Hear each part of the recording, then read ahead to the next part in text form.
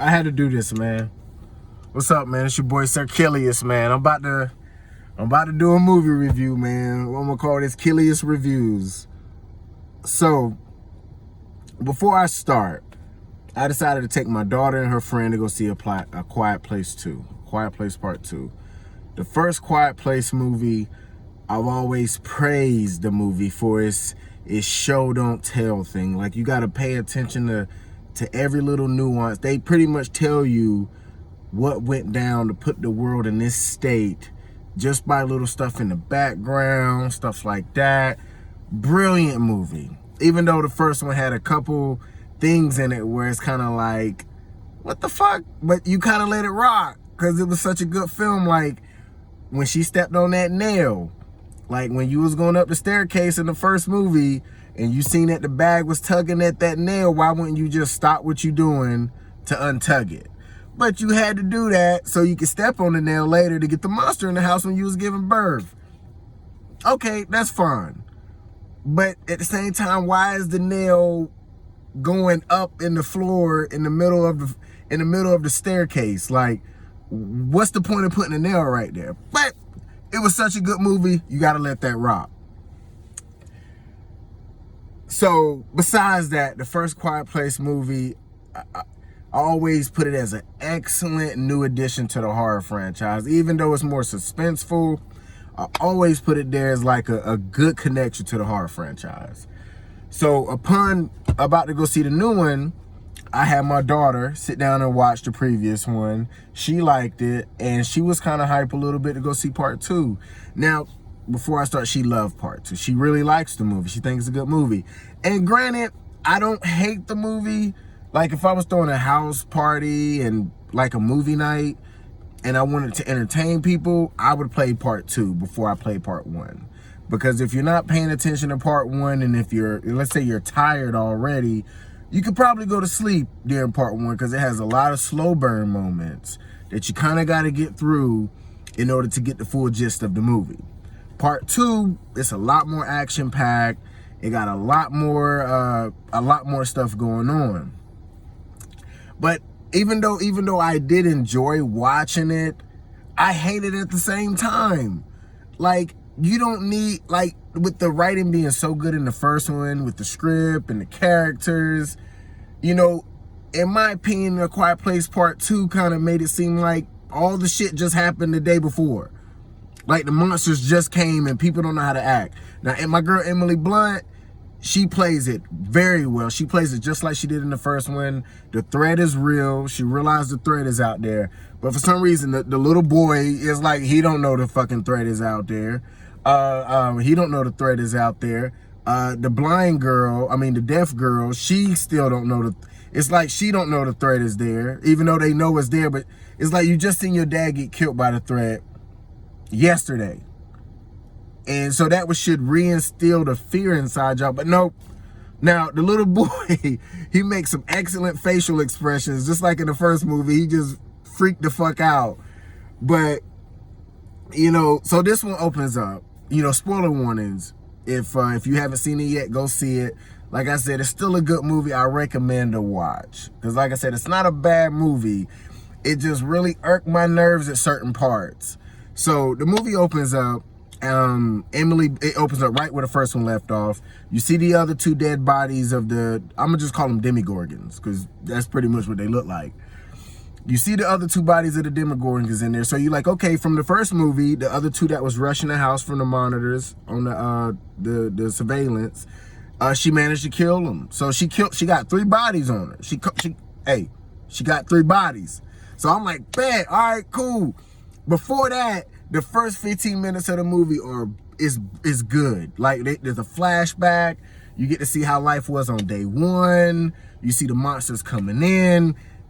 You know what I'm saying? It's a great scene. Now, I know you see me making that face, and I only make that face because I'm like, okay, y'all just seen the meteor or the spaceship or whatever it was in the sky crashing. And before y'all decided to leave the game, it hasn't crashed yet. It hasn't landed yet or crashed into the earth. But from where I'm looking at it, it looked like this thing is over 20, maybe 30 miles away where it's about to hit. So how in the hell or the monster is already in the town. You know what I'm saying? Gotta let it go to enjoy the movie. Okay, little plot hole, whatever. But then I can't let that go because the truck that was in the first movie that allowed the two kids to escape after their father died is in the town. So it brings up the question, okay, so after y'all figured out how the monsters work or whatever, the Demogorgons work, you decided to go back in town. You couldn't crank it up because it'll make too much noise. So you trying to tell me you pushed this damn truck from town all the way back to your farm, you for no reason, you just pushed it all the way there. Or you got an identical truck just like that one sitting back on your farm. Let it go. Whatever.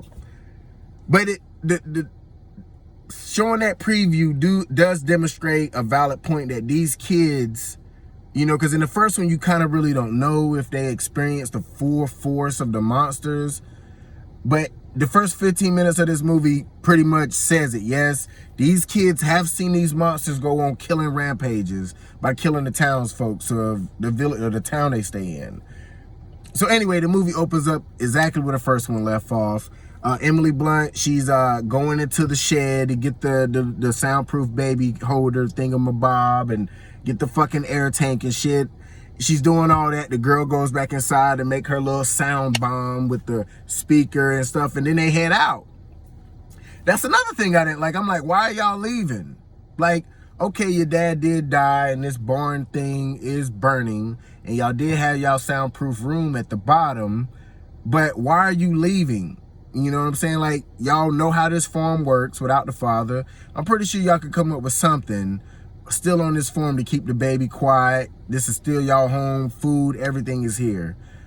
But they end up deciding to leave because the little girl set a fire on top of the silo, and she saw the fire in the distance, so that's where they decided to go.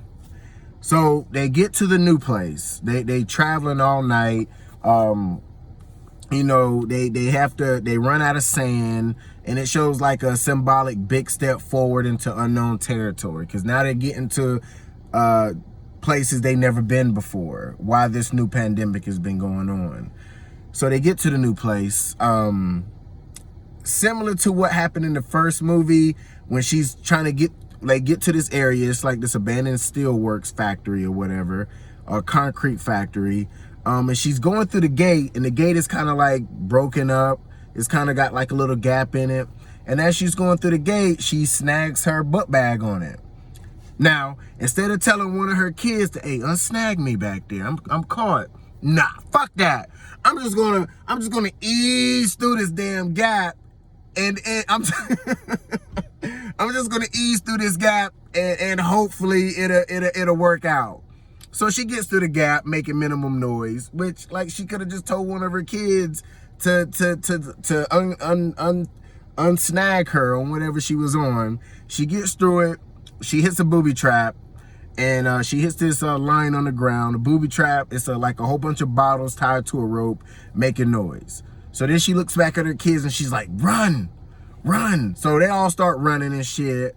The boy, he hits a bear trap. He goes down. Her son, he hits a bear trap and go down. Now, he doesn't scream. He doesn't start yelling when the bear trap hits his leg.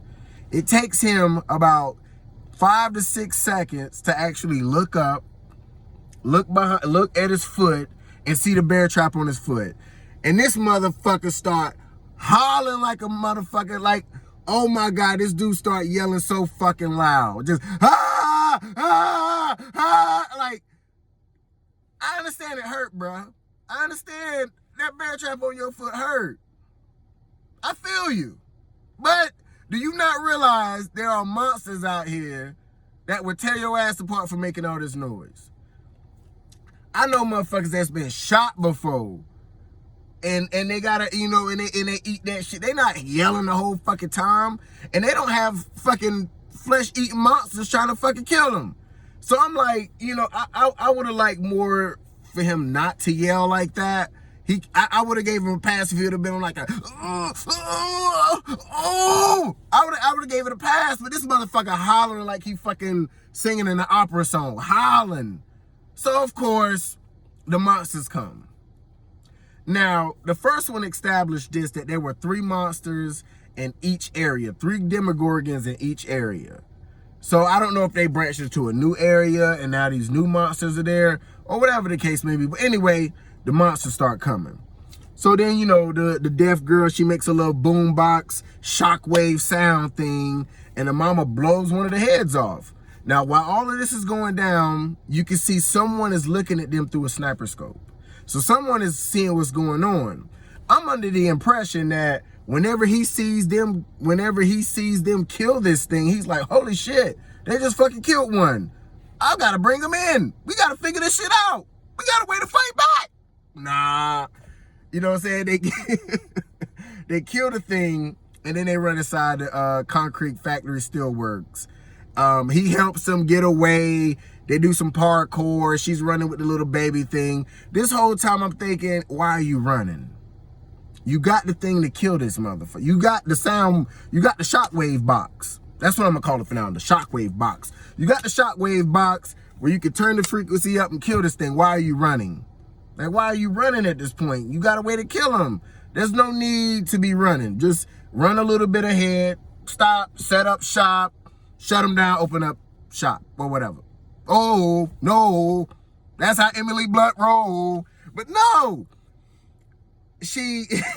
they run, they go down this little hole, and then they go into this safe. Now, the safe, they go into this, it's like a wall vault, like an old bank vault or whatever.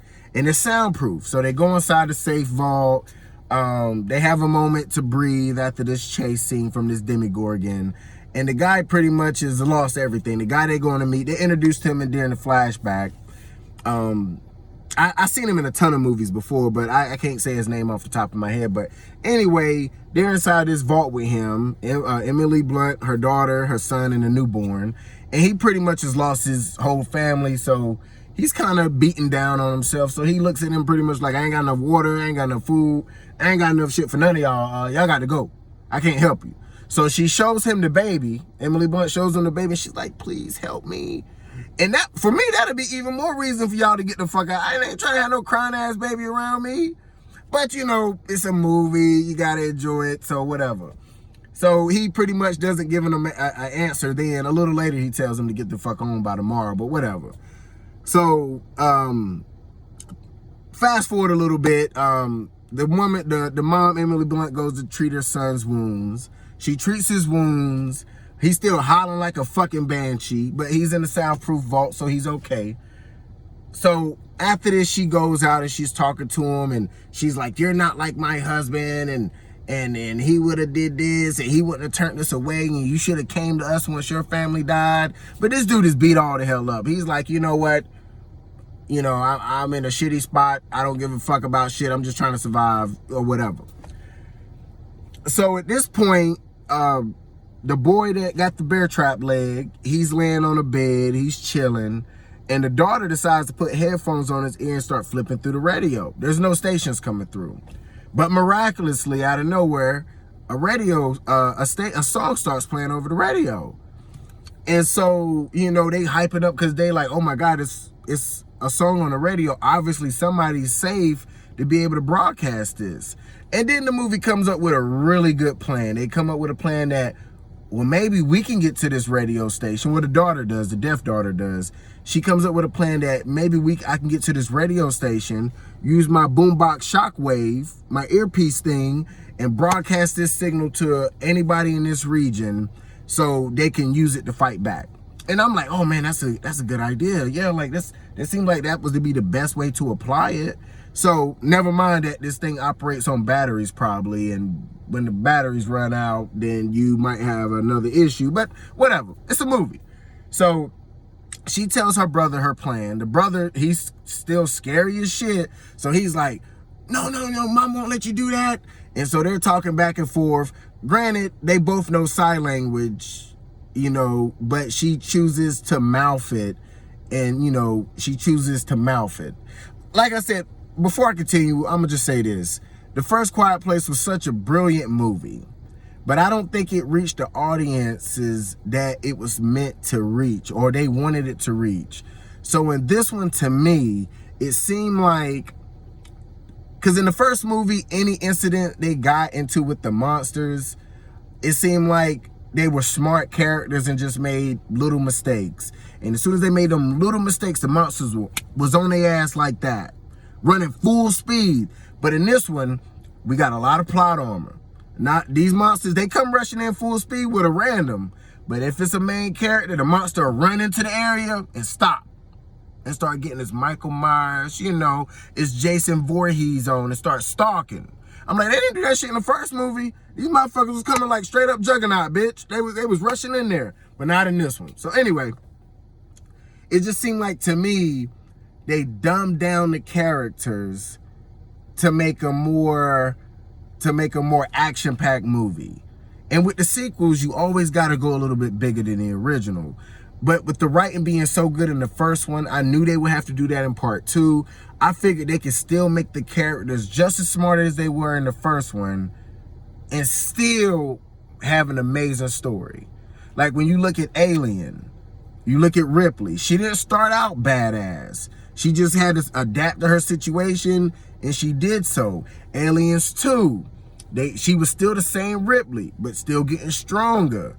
You know what I'm saying? They upped the ante with more aliens. Not one, but 1,000, about 300 of them motherfuckers. They upped the ante. And then she still, you know, that's how you do it. But in this one, they dumbed down the characters. I'm going to get to that.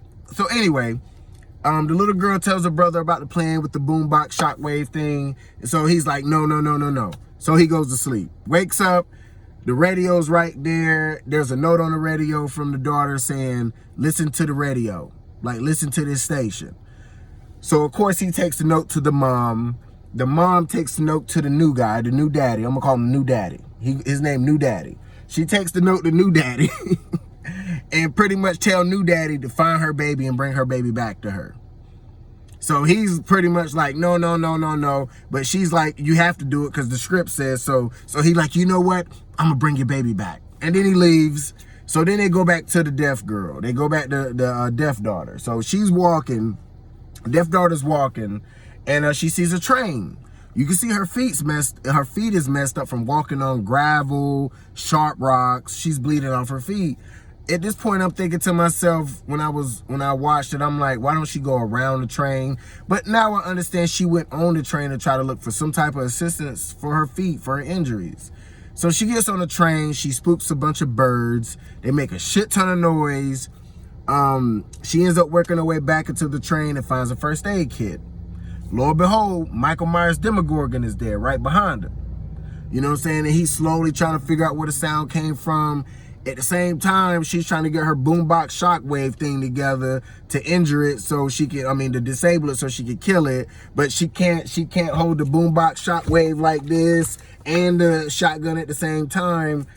So she manages to get a shot off. She gets a shot off, clips his face, doesn't kill it. Slowly but surely, the thing is still coming towards her. You know what I'm saying? And out of nowhere, Deus Ex Machina, the new daddy is behind her and he pulls the trigger, kills the thing. So at this point, he's like, I gotta get you home. I gotta take you back to your mama. So she's like, no, you have to help me. That's what the plot says. And he's like, you know what? I'm gonna help you do your goal. So fuck taking her back home. He's about to help her accomplish her mission just like we already thought he was. Like, come on now, what else are you gonna do in this movie besides help this little girl along her journey? You're not about to take her back home because it'll be a short movie. So anyway, it kind of cuts from this point. It cuts from him taking the girl to this radio signal, which they found out is on an island off the coast. And it goes back to the mom. It goes back to Emily Blunt, her son, and the newborn. So Emily Blunt is having problems. She's running out of oxygen for the baby. And now she has to get new bandages, peroxide, etc. to mend her son's wounds. She's running out of oxygen to keep this baby quiet. So she decides that she has to go out for a couple hours to get these supplies that they need. Little boy's freaking the fuck out. You know what I'm saying? He's freaking the fuck out. She pretty much tells him to breathe and calm down. So he does that, and then she's like, I told you everything you need to know to take care of the baby. I have to go get this medicine and stuff. So he goes back, closes the hatch, and so he's safe for now. So then she goes out, get the medicine and supplies that she needs. After some touching moments with her laying a ring, paying honor to her husband and stuff. And she gets all the supplies that they need. She ends up getting 2 oxygen tanks, some peroxide, some gauze wraps, some more stuff. And now she's on her way back. Now we're going back to Deaf Girl and New Daddy. So now Deaf Girl and New Daddy, they done found some boats. And so they're like, okay, we got boats, and then you can see the island in the distance, so they're well on their way to accomplishing their goal. Now, earlier in the movie, New Daddy did bring up that the world has changed. Some people have changed their ways. They're not the same people they used to be. So, you know, you got that Walking Dead element that this world has changed the way normal people act and perceive each other. You got rolling gangs out here, which brings up a problem. How in the hell can you have a gang of people that got to be quiet? Because there's a big monster out there. So you got a gang of people. So you try to tell me you got a gang of people. I'm getting far ahead. I'm going to back up a little bit. So go back to the little boy taking care of the baby. So randomly out of nowhere, while he's taking care of this baby, he sees some binoculars. So he decides to go exploring. Now, there's no reason for him not to stay in this safe area. There's no reason for him to go out, but the movie got to be a movie, so he decides to go out. There's a reason for Emily Blunt's character to go out, because she has to get medicine and stuff for him and the baby. There's a reason for Deaf Girl and New Daddy to go out, because they got to get this radio signal broadcast. There's no reason for the little boy to go out. He decides to go out. He walks around this concrete factory place where he's at. He sees a dead body, and guess what? He knocks a whole bunch of shit over, making a shit ton of noise, when there was no reason for him to go out besides the plot said he had to do so. So he makes a shit ton of noise, and he decides to run back to the safe area.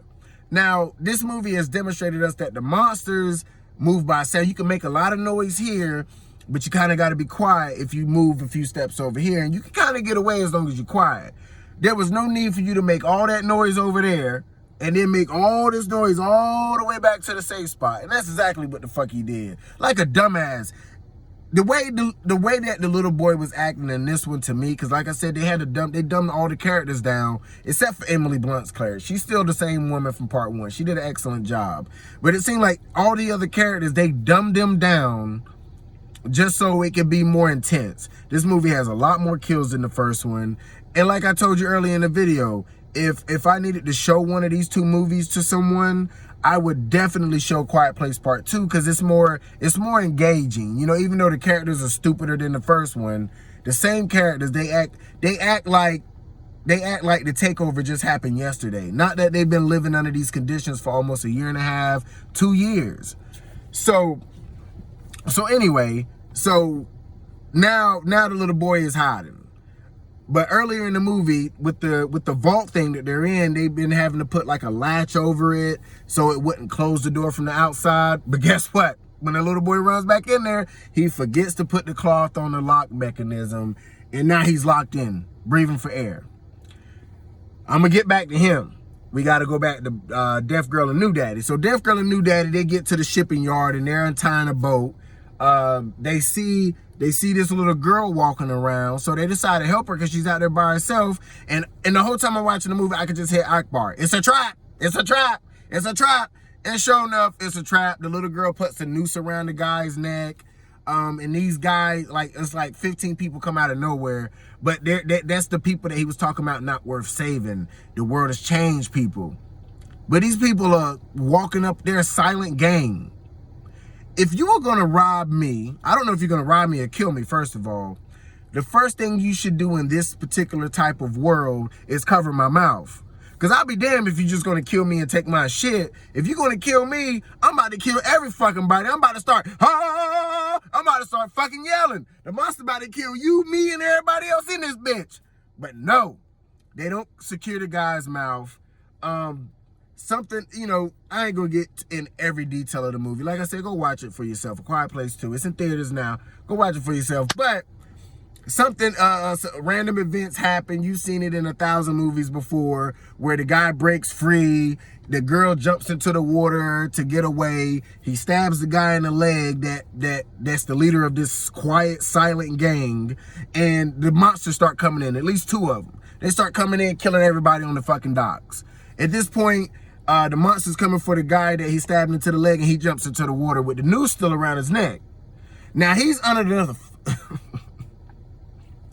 Now this guy is underneath the water with the noose around his neck. And he's sitting there like, you know, trying to get it off with his fucking hands. But in his hand, he has a knife. The same knife he used to stab the dude in the leg. So I'm sitting here watching this movie like, bro, why is you fucking with this shit around your neck? Why don't you get the knife that's in your hand and cut the fucking rope? But he never does that. Eventually, the girl, while all this commotion is going on, the girl happens to sail alongside of him and scoop him up on the boat silently.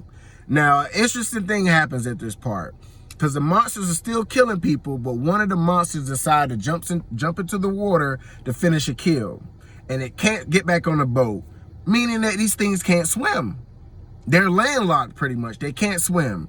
So while one monster is still on the boat, the other one jumped in the water to secure a kill. And the one monster that's on the boat, he's just sailing out in the sea because he can't get back on land. He's just on his boat. So the new daddy and the deaf girl, the boat is sailing away, and it ends up, you know, silently, it ends up drifting towards the island.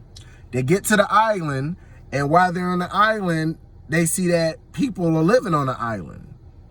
And they're living like they're having cookouts and bonfires and shit, making a shit ton of noise because there's no monsters on the island because it's landlocked. It's surrounded by water. These things can't swim.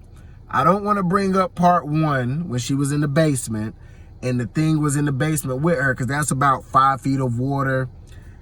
But it brings up a thing when the Demogorgon was in the basement with her. If you remember the scene, the way it went into the water, to me, it made it seem like it was well adapted with water. Even though it could stand up in that water, the way it dived in and creeped under the water, to me, it seemed like it was adapted to water. But scratch that, these things can't swim. So they see these people living on this island, carefree. New daddy tells the black guy from Blood Diamond is in the movie. I forgot his name. You know the black guy. I don't have the diamond. Where do you see the diamond? He's in the movie. Kamora Lee Simmons' new ex-husband guy. And he tells Blood Diamond guy about the shockwave boombox. Like, hey man, you can plug this up to the radio and we can fight back this way, blah, blah, blah, blah, blah. He's like, oh shit, word, we're gonna have to do that.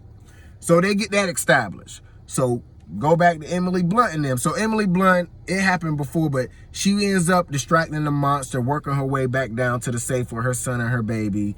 And now they're all secure in the vault. Before she closed the vault door, she put the cloth back up there because at this point, the boy, remember I told you, he locked himself in the vault with the baby. He's in there hyperventilating, sucking up all the oxygen. It looks big enough to me like he could go a little bit longer without it. But this motherfucker starts stealing oxygen from the baby. Because he want to be a dumbass and go make a lot of noise when he didn't have to. He starts stealing oxygen from the damn baby. And it ain't even enough oxygen left for the baby. But we're supposed to be like, that's okay, because once he got his fill of it, he put it back on the baby's face. But I'm just thinking to myself, ain't no more of that oxygen left, bruh. That shit gone. You done sucked it all up. Why are you putting it back on the baby's face? Anyway, Emily Blunt came to save the day. She distracted the Demogorgon. She ended up working her way back down into the safe area, put the cloth back over the door, closed the vault. Now she got an extra tank of oxygen. She got gauze bandages. They're good down there. Well, she hasn't brought the gauze bandages in yet, but she got the air tank in there, and they're all siphoning air between the 3 of them. Okay, so back to New Daddy and Blind Girl. So the next morning, you know, New Daddy is on the beach reminiscing about, you know, saying his farewells and, oh, this is such a good place, this island. I got to bring my people over here so they can live free. Hey, what's that sound? So he ends up hearing something knocking against the rocks on the beach. He goes around and look around the corner and sees that boat that one Demogorgon was on that sailed away a little earlier. So he's like, oh, shit. So he goes running back to the encampment with all the people.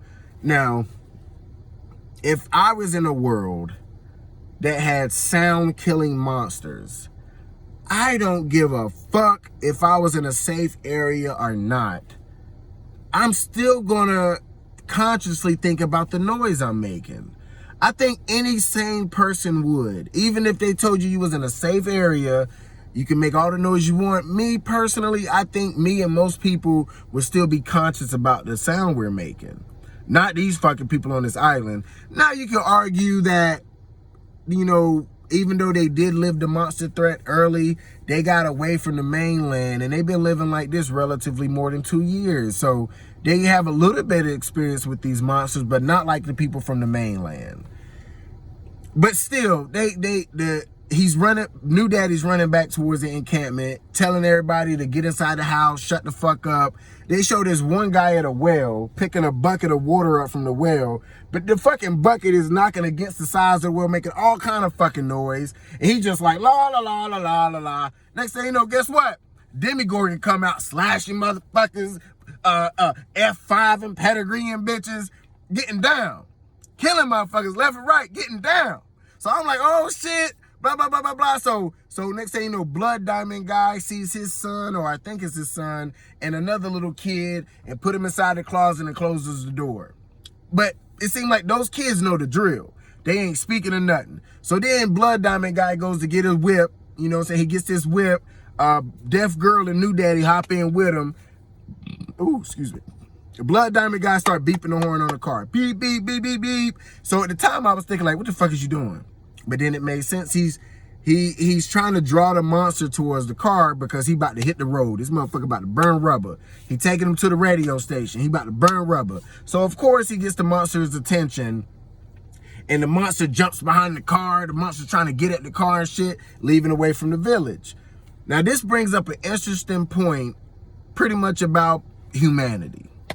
So this girl's shockwave boombox is relatively the cure or the way to fight back against these creatures, right? It's the way to fight back against these creatures. So you're taking them to the radio station so she can give the world or this region this cure, but you're drawing the monster with you. Now, we got to think about the survival of the whole. In my opinion, everybody there that the Demigorgon thing is killing, it's worth the sacrifice to get this cure out there so more people can live and fight back. But I guess I'll give it a pass because in the heat of the moment, you're not thinking that clearly. He's not thinking clearly like how we're thinking. He's in the moment. So he's trying to draw this thing away from his people by drawing it with him, Deaf Girl, and New Daddy to get to this place. So they get to the radio tower. So Blood Diamond guy starts freaking out. He's like, he's whispering, but whispering loudly. He's like, oh, it's not following us anymore. It went back to town. It went back to my family. I gotta think about my family. I gotta think about my family. So New Daddy see that this guy freaking the fuck out. So he like, give me the keys to the radio station, bro. Give me the keys. Because he know Demigorgon, Michael Myers, is coming. So like clockwork, Blood Diamond guy gets snatched the fuck up, get killed. And the whole time I'm thinking to myself, you put your kid and the other kid in the closet. They know the score. As long as they shut the fuck up, the monster's not going to know they're in there. You know, but movie got a movie.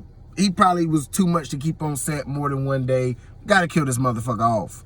So anyway, so now they're in the radio station, trying to get to the radio booth, the radio booth to broadcast this signal.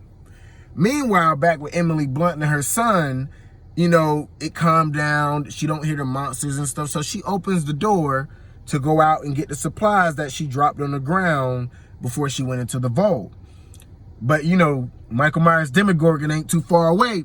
So Michael Myers' Demigorgon ends up seeing her do this, and he starts to attack. He starts to pounce. And so she tries to pick up what she can and then try to run back in the vault and close the door. But she can't do it fast enough. Demigorgon too big to fit inside the vault thing, so he's just slashing at him. He's slashing at him.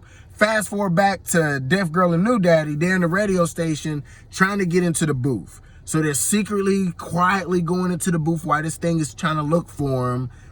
But Deaf Girl ends up opening a door. She can't hear the noise she's making, and the door starts to creak. So as the door is creaking, Demigorgon Michael Myers is like, what the fuck? bitch. You know, so he goes after her. So new daddy decides to jump into the way, you know what I'm saying, do a little juke move and shit, try to get his attention while she's in there with the radio equipment. Meanwhile, back with Emily Blunt, they fighting for their life inside this damn safe because the thing is trying to get at them. It already done cut Emily Blunt on the leg. Like, it's getting closer. So new daddy, he tries to run from the Demogorgon back at the radio station. Demogorgon clips him in the damn leg, cuts his leg up. He lets out a big scream. Ah, shit. Hit the ground and shit. Start trying to crawl towards the girl on the ground. Now, usually in these movies, when these things maim, they own the attack. Like, they own the attack, but not this one. What did you think this was? A Quiet Place? Demogorgon Michael Myers decides to stalk the guy. Maybe Demogorgon Michael Myers know the guy is intricate to the plot or whatever, but he doesn't decide to outright kill him. He decides to walk behind him a little bit. You know that little, oh, I'm gonna get you. Gotta let the music ramp up. Make sure this is an epic moment, because it's an epic moment. So anyway, so Deaf Girl is inside the radio booth. And she's taking her sweet fucking time. Because, you know, the music, the background music is ramping up at this time because you got these two things going on. You got Emily Blunt, the son, and the baby in the safe fighting for their lives. The whole time, the little boy in the safe, he has the earphones on with the radio station playing that play that music. He's waiting to hear his sister's signal. So you got this thing going on over here. Then you got this action scene at the radio station. So blind girl, she turns on the radio, and instead of like, okay, example. All right, so let's say this is the boom to the radio. This is the mic, right? And this is the Sonic Fire boombox shockwave thing, right? So instead of her turning on the radio thing and doing like this, real quick, no, this is the end of the movie. This is the climax. She got to make it epic. You feel me? Like, we wouldn't get that part was epic anyway. Like, the first movie ended with that epic scene where Emily Blunt, she look at her daughter and and it goes off, but they got to outdo it this time. So instead of her just quickly, oh, can you see it? Okay. Instead of her just quickly taking the shockwave boombox and putting it up to the thing and to disable the creature so they can kill it, you know, she got to, boom, you know, she gotta reach back, you know what I'm saying? She gotta do the Dougie. You know, she might as well had did it was so cringy. She might as well had did a Fortnite dance or a floss or a shoop. She might as well have did any of that before she should have looked at that thing and did a Michael Jackson kick and a spin and say, bitch. Because that's what it was. It was so cringy to watch that part. She, and then of course, the sound is going through the radio. So at the radio station, that Demogorgon that's on the island, he's like freaking the fuck out. Back at Emily Blunt and her son, he hears the radio thing on his headphones. The whole time, the Demogorgon thing is still trying to get him and his mama. He done cut his mama leg up, but you know, this is the end of the movie. This is the epic part. So they have 5 to 6, 7 seconds. That don't make sense. They got about 7 seconds to look at each other. Like, first, he hears the sound going through, so he's like, looks at his mom. So the mom looks back at him like, she did it. They don't say she did it. That would have been too much, but they kind of give each other a look to acknowledge that, holy shit, she did it. You don't have a moment like that. This thing is still trying to kill y'all. Anyway, he unplugs the boom box and the sound comes through from the boombox shockwave. It's playing over the radio now. So now he tough. The whole movie he been crying like a bitch, yelling like a bitch, acting like a bitch. But at this point now he tough. So he grabs the boombox and he's walking towards the monster. He's like, yeah, bitch. He picks up a gun. He's about to shoot the monster, but the monster they fucking with just say fuck it. He just give up. You know what I'm saying? They ended his special effects. You feel me? He just flopped to the ground and died. Meanwhile, back at the studio with the girl, you know what I'm saying? She takes the thing, her thing is freaking out. She takes like this broken pipe mic thing and stabs it in the head to kill hers. And then they kind of give that epic look towards the camera, then it goes off. Now, I know I just went on a tyrannical rant just now about this movie. Like I said, at the beginning of this review or this rant, whatever you want to call it, if I had to put on this one or part one, I would probably play this movie to a group of friends. Just because the excess is so much. The characters in this one are dumbed down to a degree. It still has the great moments that the first one had with the suspense, the tension. Hell, it even made me jump, I think, at one point when I was watching it. I was like, oh, shit. You know, it's not a bad movie. But I can't believe that the same people that were involved in making the first one made this one. The first one seemed more to me like a passion project, and this one seemed more to me like a Hollywood blockbuster. You know, it's not as charming as the first one. It's more typically the horror movie route. You got characters doing stupid shit to entice the monster. Whereas in the first one, they were smart characters, and it was just the little mess ups they did made it so that the monster would react. They was really careful about it. The monsters don't really follow the same rules like they did in the first one because they go into stalker mode a lot in this one. Yes, you could say in the first movie when she hit her foot on the nail, the thing did run to the house, but then it started stalking throughout the house. You can make that point. But to me, it seemed like there was a lot more of that when the monster knew they was in the vicinity. Even at the end when Emily Blunt came out of the safe, she wasn't making any noise when she was picking up those supplies that she dropped. Yet the monster knew she was there. So, that was another thing. The plot said it had to happen, so it had to happen. I would recommend everybody watch this movie. It's a good movie. I think I'm just so sad and upset about it. Like I said, I would show this movie first to a group of friends. It's more entertaining. There's more moments where you can talk like, oh my God, what are you doing? Stop. That old horror movie thing, when you watch horror movies back in the day, like the horror movies before, like Hereditary, Candyman, those horror movies that you could watch and you could talk at the stream like, what the fuck are you doing? Run, get down. This movie gives you that. The first one don't really give you that too much because the first movie, you got that ball in your throat. The whole movie like, oh my God. You start being quiet in your house. I've never heard a theater, when I was in the theaters watching this, I never heard it as quiet as I did watching this movie. Everybody was in tune. Everybody was paying attention. And if somebody told me they loved this movie, I could clearly see why. I think I'm so upset because I was expecting more I was expecting more. It was a good movie, but I was expecting more. I was expecting, why couldn't you keep my character smart and then still raise the ante? You didn't have to make them dumb or dumb them down. I understand getting hit with a bear trap on your legs hurts. I'm pretty sure it hurts like shit. But there comes a certain point where it's pain in life. The way this boy was yelling was like there was no threat of anything. He was just yelling. Now you're threatening the life of your mom, your sister, and your newborn brother. And to me, it would seem like, yeah, it hurt. Yeah, you never felt this type of pain before. But at the same time, it seemed like that inner survival instinct would kick in where you, something like that. Not just,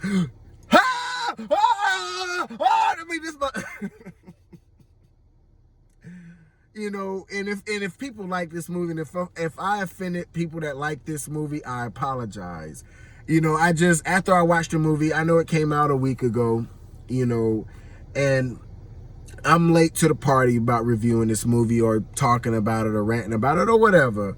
You know what I'm saying? And if I insulted anybody that likes this movie, I apologize, but I just couldn't I had to say something. I want to start a review series anyway on reviewing movies, but I just had to say something about this one out front because I really, really enjoyed the first movie. When I talk about the best horror movies I've seen in the last 5-6 years, even though Candyman didn't come out in the last 5 or 6 years, I always bring up Candyman. But in the last 5 or 6 years, I always bring up A Quiet Place and Hereditary. I'll always bring those two up because they are such good movies. They're such good movies. Those movies raise the bar for horror, horror suspense, or whatever genre you want to put them in. They raise the bar. And with this one being a trendsetter, I felt like they did a pretty good job making it a sequel, but there's a lot of plot holes. The first one kind of had them, but this one, not a lot of plot holes. I don't want to say that, but it was a lot of instances where you would think to yourself, why go like that? Even though I know the first one was supposed to be a standalone movie, and Hollywood with the money, come on, make another one for me, please, please, please. And they're like, okay, I'll do another movie for you, fuck it. So you got the point where the truck was in town. How did it get on the farm after the invasion happened? Because watching it, knowing the truck was on the farm in the first movie, I'm thinking at least he's going to get it back home. And maybe he did, because that flashback scene did cut out. So who knows? He could have put his family in that truck and then drove it home while the monster was occupied killing other people in the town. It could have happened. They didn't show enough content where that couldn't have been the case. Granted, you got the, it's just, it's just a couple other things. Like, for instance, in the first movie, brilliant storytelling when it came to seeing how all of this happened. You seen it in clips, or you seen it in the background of certain scenes. If you look real closely, you could piece together that these things came from the sky. They wasn't able to fight them off, and this is what it is. In the first movie, when they're first coming out of the store, there's a newspaper stack. And the newspaper stack is, it's flapping in the wind. And you could clearly see on the newspaper stack, it said, it's the sound. Don't make sound. That brings up a plot hole, because it's like, if these things took over the town like this when they first launched, who the fuck delivered those newspapers around to tell people it was a sound? Was there a quiet mailman walking around with like a wheelbarrow with like newspapers in it and gently putting them down at the store shops and the shop fronts? You know what I mean? It brings up stuff like that, but you got to look over stuff like that for movie's sake. And then you got to take in the factor that the first movie was meant to be a standalone. Hollywood forced them to make a part 2, so some stuff has to be retconned. I get it. All in all, it's a harmless movie. But at the same time, I just hate seeing, that smart writing, them dumbing down some of the smart characters. Emily Blunt still plays it hella well. I like New Daddy. He was decent. New Daddy was decent.